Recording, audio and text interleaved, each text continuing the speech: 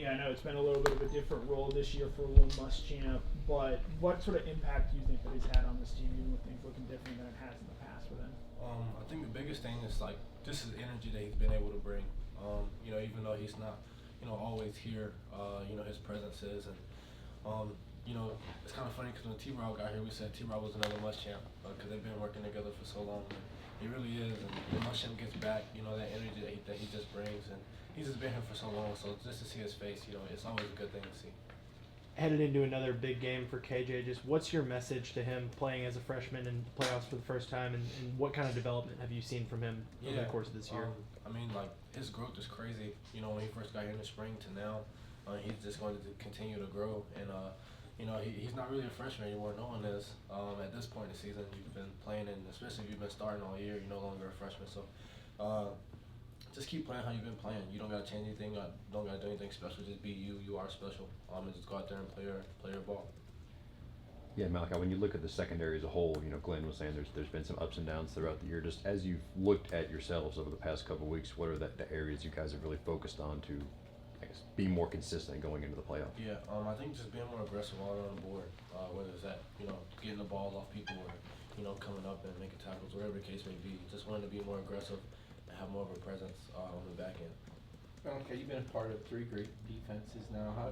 What is this defense showing you? I guess just from start to finish, it looks like some guys have gotten healthy as years going on. Can you talk to me about where this defense is now compared to where it's been? Yeah, I think at the beginning of the year, like you figure out who you want to be, and you continue to do that through the middle of the year, and at the end of the year, you really, figure it out. But you don't really know until the season's over with. And like you said, we got some guys coming back from injury, and some guys battling through injury as we speak. So just to see where we're at and see where we can go, and just know the talent and the leaders that we have on that side of the ball. I'm really excited. Now, got another question about Coach Muschamp.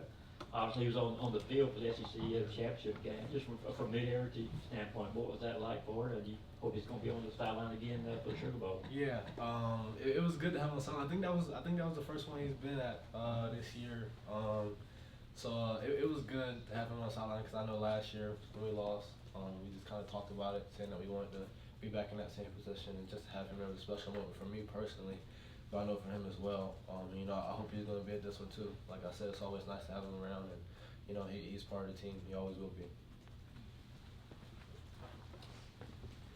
I know you've talked about playing against Gunner over the years. Just what are some of those memories, and what challenges does he present to a defense? Yeah, most of them are bad for me. Man, I've been playing against Gunner since I was 5, I think. He beat me every year when we were little in rec league. I got him 2 times in high school. But he's always been, that guy. Since I've been growing up, he's always been the guy that, we're going to play Raven County all day, and we got to play Gunner.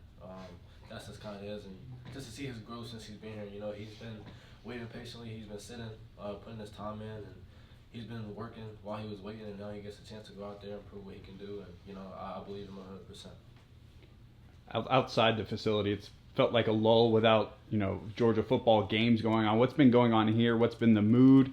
And then what's your role in kind of keeping everybody? It's not game week, but you got to keep the energy up. Yeah, I think it's just being excited. We got a great opportunity to do something special. And when you look at the beginning of the year, a lot of people say we're not supposed to be here in the position that we are now. So just having an opportunity, because most people, in college football, they're not getting ready for a game like this. So just realizing the opportunity that we have and just taking advantage of it and just being grateful.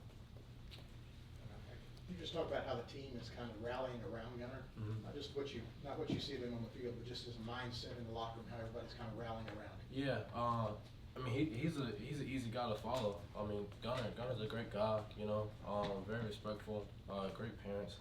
He's the guy that you want to leave behind. And a lot of guys have confidence in him, and I think you saw it during the game in the SEC. A bunch of guys believed in him, and I think he's easy to follow, but he also puts the work in, and he wants to be better. Like every day, he's asking questions. You can see where he wants to go with it, and I think that's a big thing that everybody loves to see out of him. What stood out to you about Notre Dame's offense when you dove into it and started studying what they do? Yeah, very explosive and very physical. They got guys on all levels. Backfield, quarterback can run. He can also throw. So that's a threat. And the wide receivers, they're really good, very explosive. They're very well coached. They play an aggressive game of football, and you know, it stood out on tape. Yes. You get the hand of Mike. Yeah. Connor. Yeah, it seems like away from the football field, Gunner, quiet, nice, mild-mannered kid, and then he sort of steps on the field and he's running guys over, talking junk to other guys. What is that on-field personality of Gunner like, and why does it seem like guys sort of seem to gravitate or rally around that? Yeah, I think it's just the confidence that he has in himself. I think you see everybody like having confidence in him, and like when you see him step out and you know he's running guys over or whatever, that's just the confidence that he has in his game, and that's another reason why it makes it so easy to follow him. You know, because when you see somebody like that who's so confident, it's hard to not be confident in them as well. So he's been doing a phenomenal job, and just the guy he is on and off the field, I mean, it's amazing. This time we'll take a couple questions from Zoom. Okay, first up will be Charles Odom, Associated Press. I'm going to ask you yet another one about Gunner, if you don't mind. Based on your background with him, what was it like for you to watch from this sideline when he entered that game and immediately led the team down the field to a touchdown on his first drive? Yeah, I told my mom as soon as I got back after the game and I went and saw him in the stands, I told him, I was like, I don't think anybody's more excited for Gunner than me, other than his parents.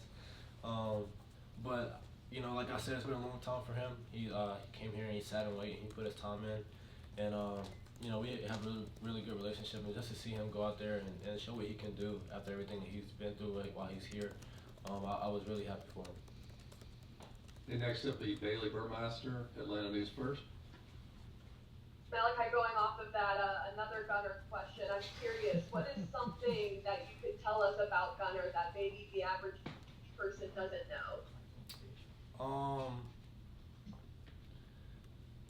He's not that quiet. Like, I'm not saying he'll talk your head off, but like he's very talkative.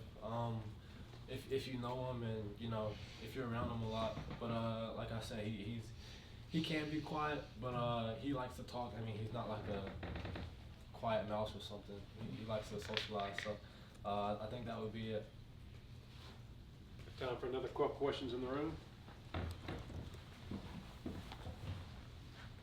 I got two questions. First, how many times do you think you played Gunner when you guys were growing up? And was that like at Jefferson and Raven County, or was it neutral fields too? Let's see.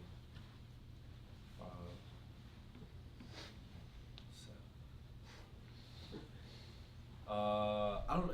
Probably about five times maybe.